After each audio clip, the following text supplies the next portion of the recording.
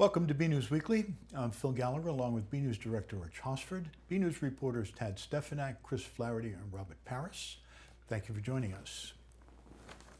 AFC Urgent Care Burlington is continuing its efforts in the battle against COVID-19 with antibody testing that may be a critical part in fending off of the coronavirus. BNEWS reporter Tad Stefanak spoke to them about their efforts and files this report. After concentrating their efforts on rapid live virus testing, all AFC urgent care locations are seeing patients, including Burlington. Earlier on during the pandemic, we saw 30 to 35% positive in the patients that we were testing. And now we're testing a wide group of people, both symptomatic, asymptomatic, patients that are traveling, and patients who are pre-procedural. And so overall, we're seeing a much lower percentage of COVID positivity. While research continues on a COVID-19 vaccine, medicine is investigating COVID antibodies.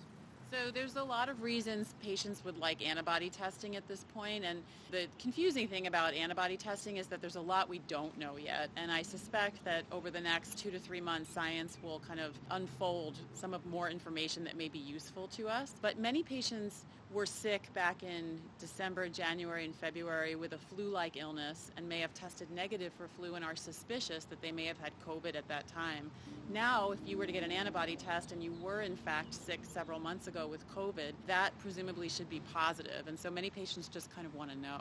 Other reasons that patients want antibody testing is because of convalescent plasma donation. So what we're finding now is that one therapy for very sick patients in the hospital is convalescent plasma transfusion. If a patient has tested positive with antibodies and has had COVID and they've had a positive test in the past, they are a candidate to donate their blood at the Red Cross for possible plasma transfusion, and that may be very helpful to somebody who's in need. Being tested for antibodies is a simple process. So what happens here at AFC is they'll call into our center and they will get telescreened by a provider, and they will come in during their appointment time and have two tests. One will be a rapid live virus nasal test, which is required for any patient that also wants antibody testing, and that's just a gentle nasal swab. It's not painful, it doesn't go all the way back like some other tests do. And then secondarily, they will be brought into our treatment facility here and they'll have a venous blood draw. So it's a stick in the arm and they'll have that drawn. That antibody test takes about 48 hours to return from the lab. The rapid live virus test is resulted within 15 minutes, and we'll call the patient same day with that result. Even after a vaccine is found, the precautions of COVID may be with us for years to come. So please follow recommended use of masks and social distancing safeguards. From AFC Urgent Care in Burlington, I'm BNews reporter Tad Stefanak. The restrictions on visitors from some states have been eased.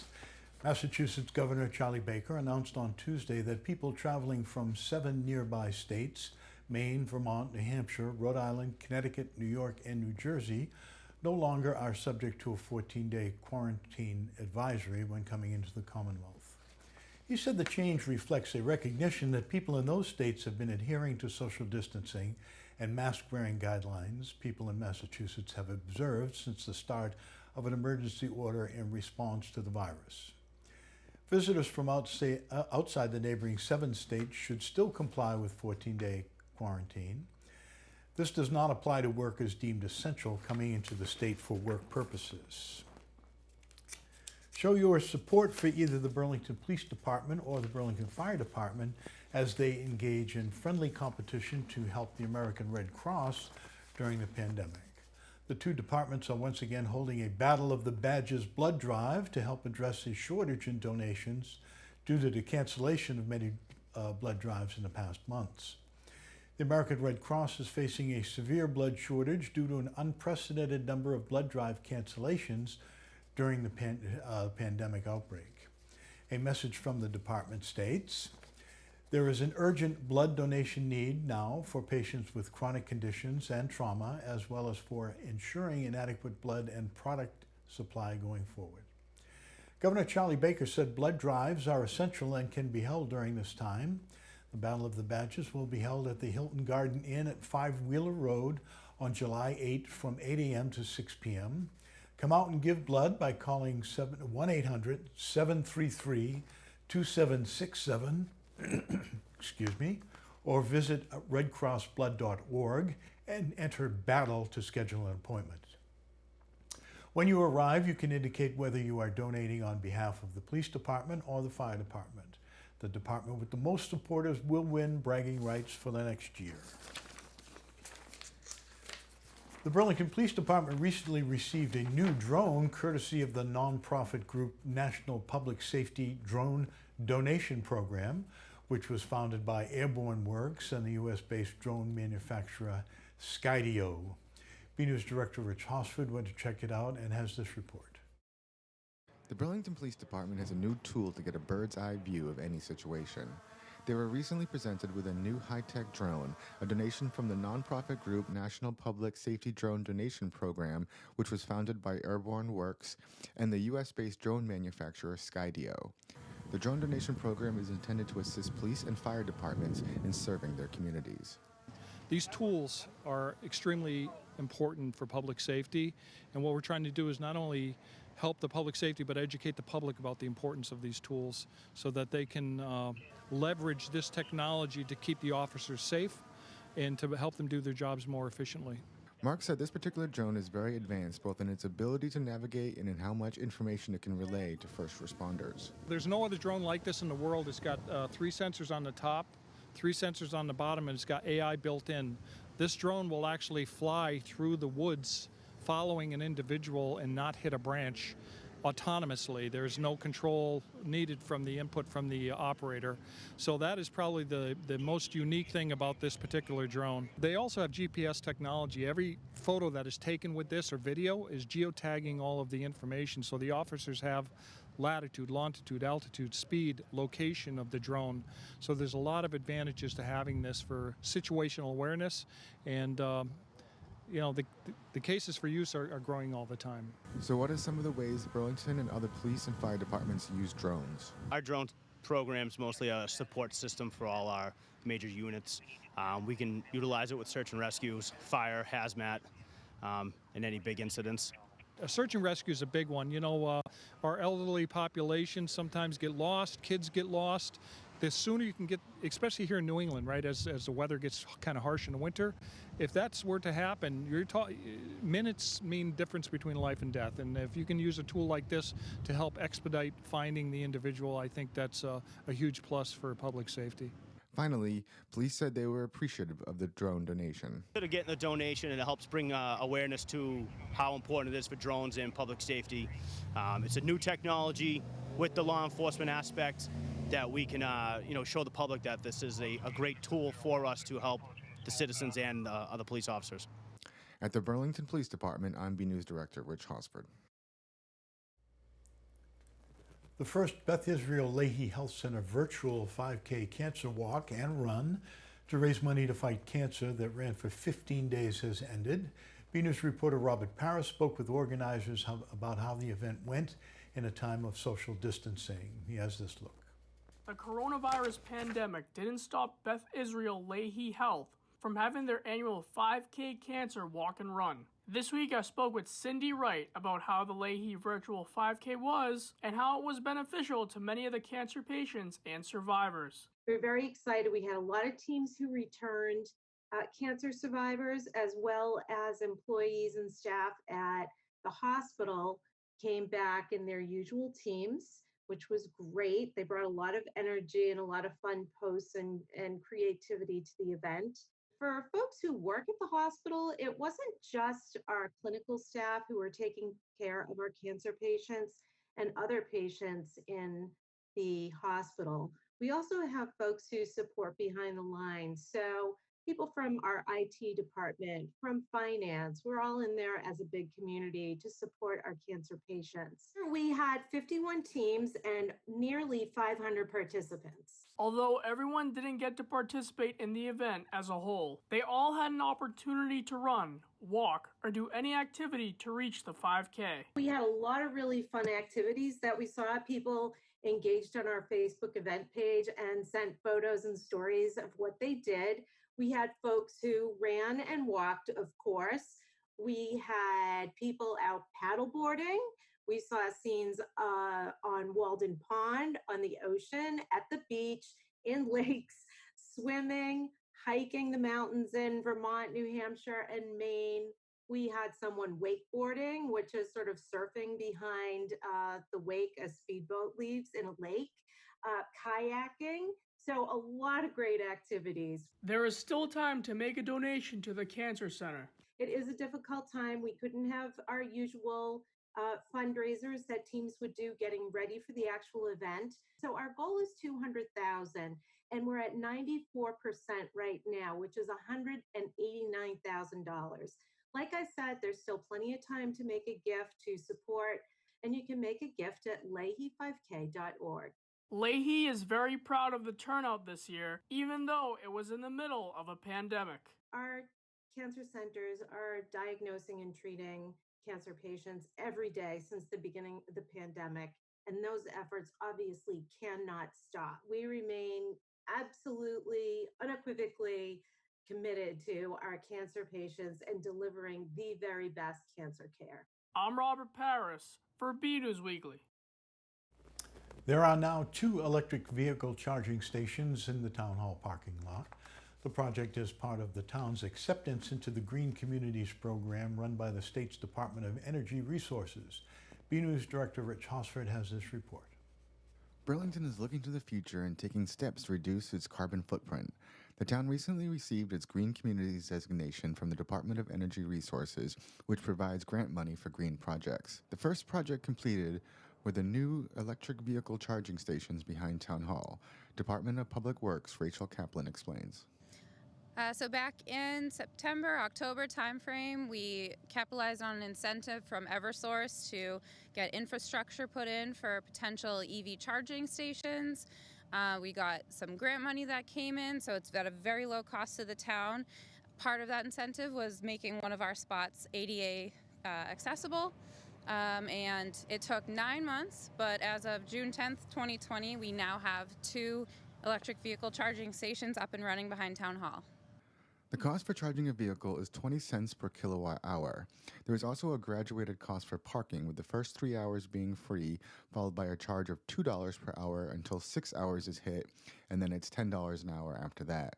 The increase in charging is meant to prevent people from taking up the limited spots unnecessarily. That's just to encourage people to charge and move away, and so other people can take advantage of charging their vehicles. For a level 2 charging station, which is what we have, if you're coming in on empty, it's going to take about 4 to 6 hours to fully charge your vehicle. Finally, there are more green projects in the works related to the Green Communities. This is kind of our first big Green Communities project, and as the demand increases for use of the EV charging stations, we have infrastructure laid out, and we have potential to add a few more spots down the road. We have a lot of projects coming out down the line. It's like everything just came up at once. Right now we're doing 2 or 3 rooftop unit replacements at 61 Center Street. We have library rooftop units going to be replaced. And a huge deal is that we actually just got approved to replace the lighting structures in 13 town buildings, completely free of charge for the town. And it equals about $460,000 that we would have had to pay out of pocket. So we're just really excited to get our feet wet in this whole green experience, and I think we're starting out in the right direction. At Burlington Town Hall, I'm BNews Director Rich Hosford.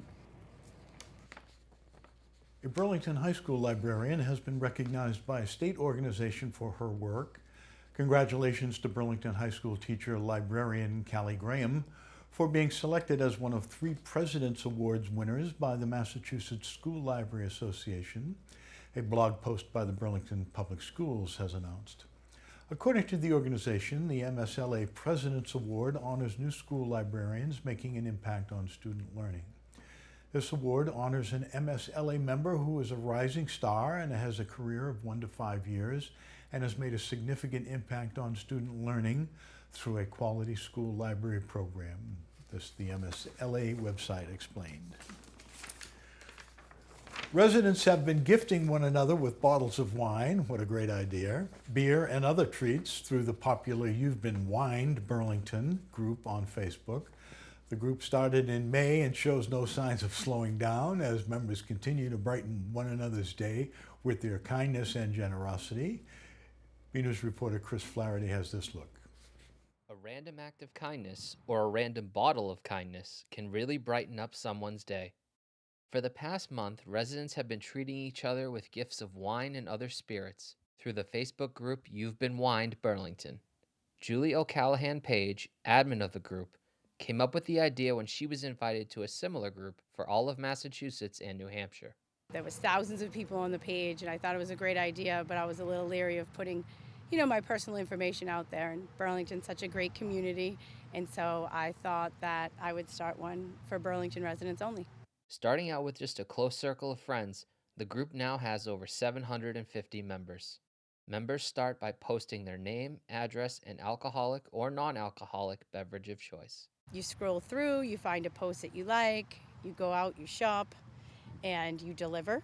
Once you've delivered, we ask the recipient to go ahead, take a picture, thank their giver, and then remove their post so that everybody has a chance to be wined. At this point, everyone in the group has been wined, and round 2 is now underway. And round 1 started in the midst of the quarantine, so pretty much none of us had anything going on. So finally, everybody was able to get wined, and so we started round 2 a couple days ago. The group has also given residents an opportunity to support local businesses during this pandemic. I'm a business owner myself who was severely impacted by COVID, so I'm so glad that we were able to support the local liquor stores and to give them some revenue. The Liquor Cabinet is an amazing, supportive business who's always been supportive to the schools and to Papuana, so I'm so glad we were able to give back to them. You've Been Wined Burlington has not only given residents a fun activity to do during the pandemic, it's also shown the town's strong sense of community and that a little kindness goes a long way. I've lived in Burlington my whole life, almost 44 years. It's an amazing community. I'm very involved in the community. I am an extremely overscheduled person. So when Corona hit, I had nothing to do.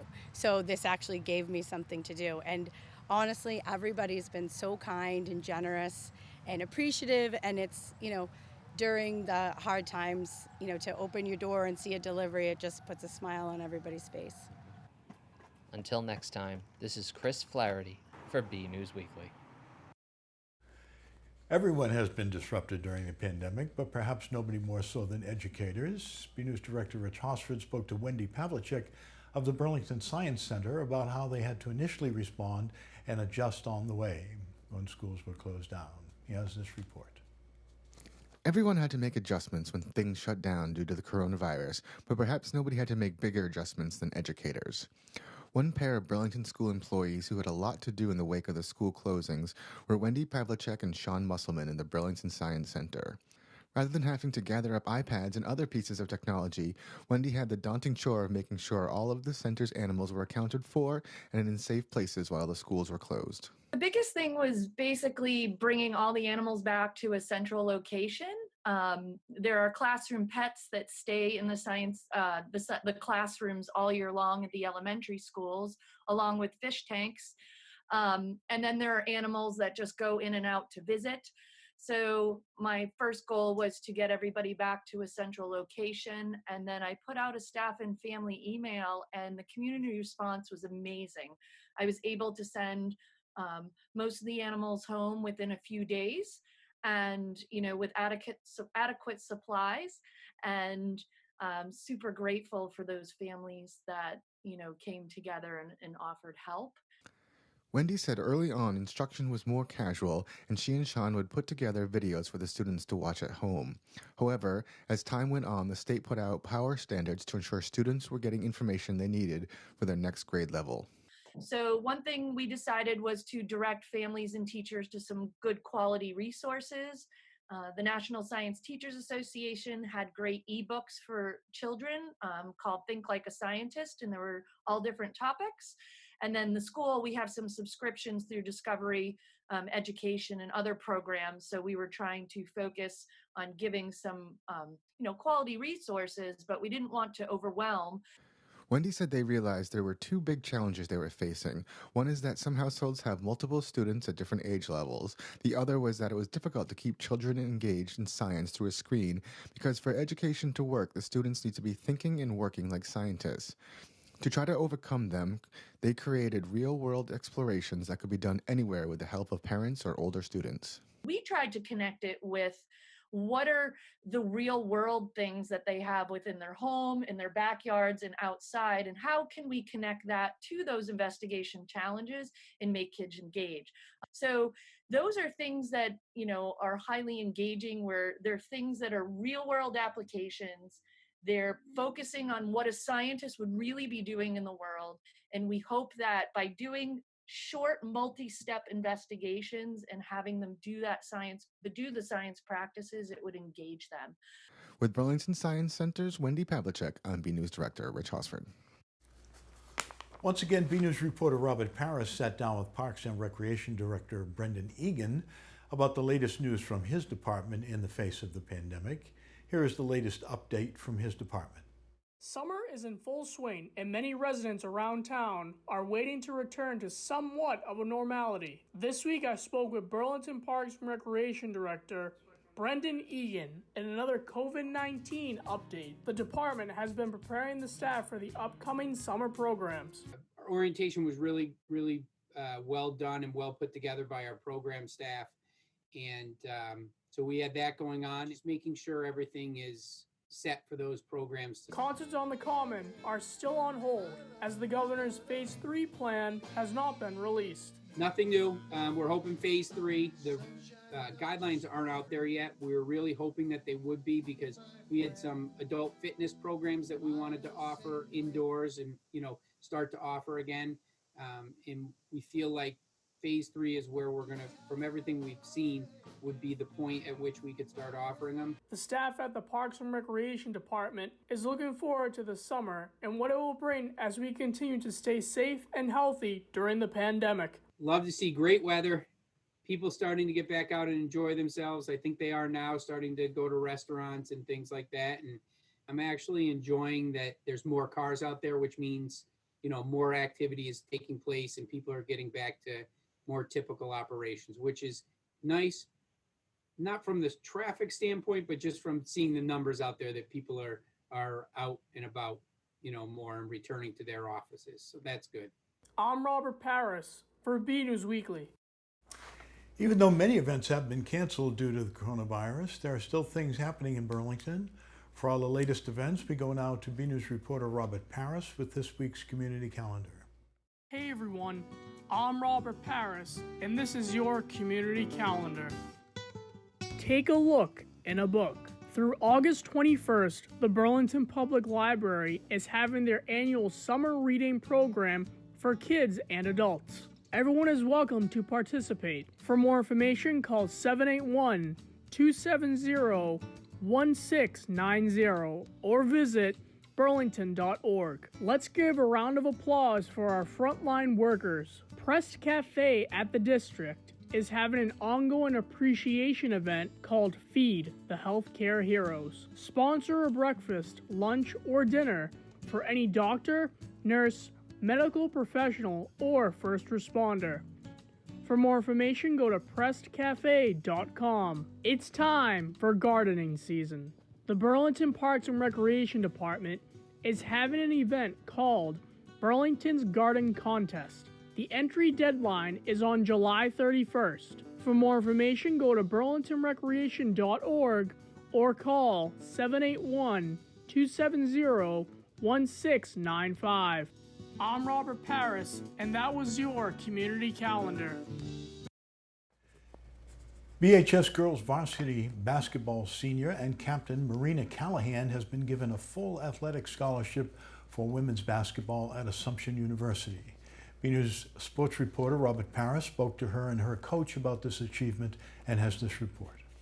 As we enter summer, many graduates of the 2021 class will be deciding what they will want to do next year when they are out of high school. One BHS athlete has already made her decision. Rising senior athlete Marina Callahan has been given a full athletic scholarship for women's basketball at Assumption University. Coach Fair started recruiting me about last summer during my travel season for AAU, and she would send me like little letters with like happy summer or like happy start of school and like all that kind of stuff. And then when the pandemic hit, she started like seriously like recruiting me, I think. Like we had phone calls like almost every week. And I started asking more like serious questions about like how many scholarships they had and stuff. And then May 30th, she called me and she was like, the next step in this process is to offer you a full scholarship. Teaching her all the techniques and skills is her coach, Pam McKay, who is a BHS alum, English teacher, and a former basketball player. When Marina came in as a freshman, we kind of talked about what her goals were for the future. Obviously, playing at the next level was one of those goals. And obviously, as the years have passed, clearly became something that we knew was going to happen. We just didn't know what that was going to look like. And just from a basketball perspective, obviously her height, her length, and just the versatile skills that she has make her valuable to any program. Marina has a variety of accolades from the 2019-2020 basketball season. So as far as I know, she's the first three-time All-Star in our program. Obviously, my assumption will be that she will be a four-time All-Star. For me, before the season, I thought it was realistic for her to have MVP of the league as a goal as well. I never said that to her because I didn't want to put pressure on her, but I knew that that was something within her reach, and she achieved that, which I thought was a nice acknowledgement from the league. But even more so to also be named all-conference in the league, meaning now you're being recognized of all 12 teams instead of just the 6 in the Freedom Division. I thought that was a great honor and something that was well-earned. Although the season is less than 6 months away, it is still debatable whether or not it will happen based upon the current situation with the pandemic. I mean, obviously the first goal is hopefully they let us play. So for me, it's just about preparing like you would any other season. Eventually, I'm going to be told by the powers that be what we can and can't do. And then you make your adjustments from there. Both ladies are looking to see what the 2020-2021 basketball season will entail as it gets closer. For me, it's nice to know that she's far enough away that she'll have her own experience, but close enough that I'll be able to get to games and watch her. And that's something I look forward to. We've had a few kids in this program since I've started coaching go on and play Division III basketball. It'll be nice to have another athlete out there representing Burlington that I can go and relax and watch. I told her this year about midseason that if I wasn't actively coaching her, I'd probably really enjoy watching her play because then you don't have to analyze anything. And I'm really going to enjoy doing that in the future to just appreciate what she can offer as an athlete on a team. Senior year, I'm hoping that we can win the league. We have 4 returning seniors and we're all captains, so I'm very excited for that because I think it will be such a great season. We have Liv, we have all of our juniors coming back. I'm very excited and I have very high hopes for this season. From Burlington High School, I'm Robert Paris for BNEWS Weekly. Another week, another photo to highlight. This week's photo is another ornithological one. It was sent in by Jen Hickey and shows a young blue jay she spotted on her bird feeder. She said what caught her eye was that the bird was young enough to still have baby fluffy feathers. Thank you for the photo, Jen. We'd like to see your photos. They could be of your stay-at-home activities, finally eating al fresco at your favorite restaurant, shots of your pets, summer activities, or just weather seen from your own backyard. Whatever you think is interesting and want to share, email your photos to bcat@bcattv.org with the subject line Photo of the Week. Okay, also don't forget you can sign up for our daily newsletter, which comes out in the morning and featuring a lot of Burlington-oriented stories. You can sign up for that newsletter at bcattv.org. I'm Phil Gallagher, along with Rich Hosford, Tad Stefanak, Chris Flaherty, and Robert Paris. Thank you for joining us.